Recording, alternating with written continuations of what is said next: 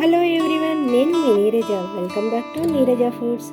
ఈరోజు ఈ వీడియోలో simple and tasty Telangana style chicken కర్రీని ఎలా చేసుకోవాలో చూద్దాం. మంచి గ్రేవీతో టేస్టీగా ఎప్పుడు చేసినా కూడా ఇదే విధంగా ఉండేలా ఎవరైనా ఈజీగా చేసుకోవచ్చు. అది ఎలా చేసుకోవాలో నేను ఈజీ ప్రాసెస్లో చేసి చూపిస్తాను. దానికోసం 1 కేజీ చికెన్ని తీసుకొని ఇక్కడ విత్ స్కిన్తో తీసుకున్నాను. ఇలా నాకు ఇష్టం కాబట్టి స్కిన్తో తీసుకున్నాను. మీకు అవసరం లేదనుకుంటే వితౌట్ స్కిన్తో కూడా మీరు తీసుకొని చేసుకోవచ్చు. దీనిని 2-3 సార్లు బాగా కడిగి దానిలో నీళ్లు పోసి 1 టేబుల్ స్పూన్ గల్లుప్పు వేసుకొని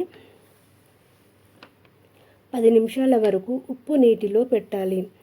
దాని వలన నీచు వాసన రాకుండా ఉంటుంది. అలాగే చికెన్ ముక్కలు సాఫ్ట్గా ఉంటాయి. మీరు కావాలంటే 1 అవర్ ఫ్రిడ్జ్లో పెట్టి తీసుకోవచ్చు. 10 నిమిషాల తర్వాత ఉప్పు నీటిని వంపి మళ్ళీ ఒకసారి కడిగి పక్కన పెట్టుకోవాలి. ఈ చికెన్ కర్రీని ప్రిపేర్ చేయడానికి స్టవ్ వెలిగించి దానిపైన కడాయి పెట్టి దానిలో 3-4 టేబుల్ స్పూన్ల వరకు ఆయిల్ వేసుకోవాలి. నాన్ వెజ్ కర్రీస్కి ఆయిల్ ఎక్కువగా పడుతుంది. ఆయిల్ ఎక్కువగా ఉంటేనే నాన్ వెజ్ కర్రీస్ టేస్టీగా ఉంటాయి. ఆయిల్ వేడెక్కాక దానిలో 2 ఇలాచీలను, 2 లవంగాలు, అర ఇంచు 2 దాల్చిన చెక్క ముక్కలను వేసి అవి వేగుతుండగా 2 ఉల్లిపాయలను సన్నగా కట్ చేసి వేసుకొని కొన్ని కరివేపాకు రెబ్బలను కూడా వేసి అందులోనే సగం కట్ట కొత్తిమీర, పుదీనా రెబ్బలను వేసుకోవాలి. మొత్తం ఒకసారి కలిపి ఉల్లిపాయలు వేగడానికి 1 టేబుల్ స్పూన్ సాల్ట్ని, 2 టేబుల్ స్పూన్ల పసుపును వేసి మళ్ళీ ఒక్కసారి కలిపి 2 టేబుల్ స్పూన్ల ఫ్రెష్గా దంచి పెట్టుకున్న అల్లం వెల్లుల్లి పేస్ట్ని వేసి కలిపి మూత పెట్టి ఉల్లిపాయలు గోల్డెన్ బ్రౌన్ కలర్ వచ్చేంత వరకు అల్లం వెల్లుల్లి పేస్ట్ పచ్చివాసన పోయేంత వరకు మీడియం ఫ్లేమ్లో పెట్టి ఫ్రై చేసుకోవాలి.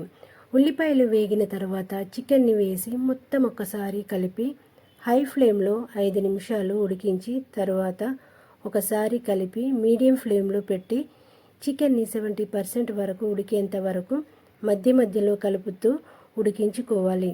చికెన్లో ఉన్న నీరు మొత్తం కూడా సగానికంటే ఎక్కువ నీరు మాత్రం పోయి నూనె పైకి తేలుతుంది అనేటప్పుడు ఒకసారి కలిపి దానిలో 3 టమాటాలను సన్నగా కట్ చేసి వేసుకోవాలి.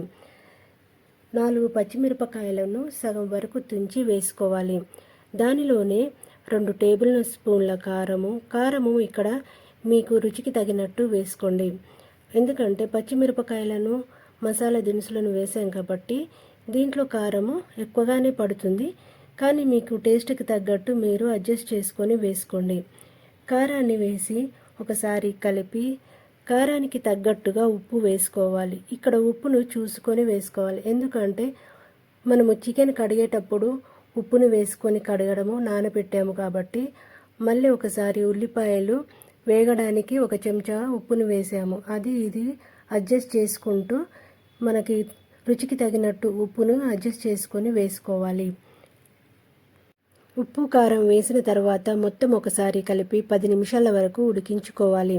తర్వాత దానిలోని కొబ్బరి పొడిని, గరం మసాలా వేసి కలిపి నూనె పైకి తేలేంత వరకు ఉడికించుకోవాలి. ఇక్కడ గరం మసాలా వేసే వీడియో స్కిప్ అయింది కాబట్టి మీరు గరం మసాలాను కూడా మీ టేస్ట్కి తగ్గట్టు 1-2 స్పూన్లు వేసుకోండి. మీకు కావలసినంత గ్రేవీని బట్టి కావాలంటే నీళ్లు పోసుకోవచ్చు. మరో 10 నిమిషాలు ఉడికించుకొని స్టవ్ని టర్న్ ఆఫ్ చేసి సర్వ్ చేసుకుంటే ఎంతో టేస్టీ అయిన తెలంగాణ చికెన్ కర్రీ రెడీ. ఇది అన్నము, బగారా రైస్, రోటీ, చపాతీ వీటిలోకైనా కాంబినేషన్గా చాలా బాగుంటుంది.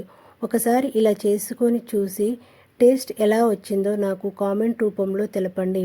ఈ వీడియోస్ కనుక మీకు నచ్చినట్లయితే లైక్ చేసి, షేర్ చేసి, సబ్స్క్రైబ్ చేసుకోండి.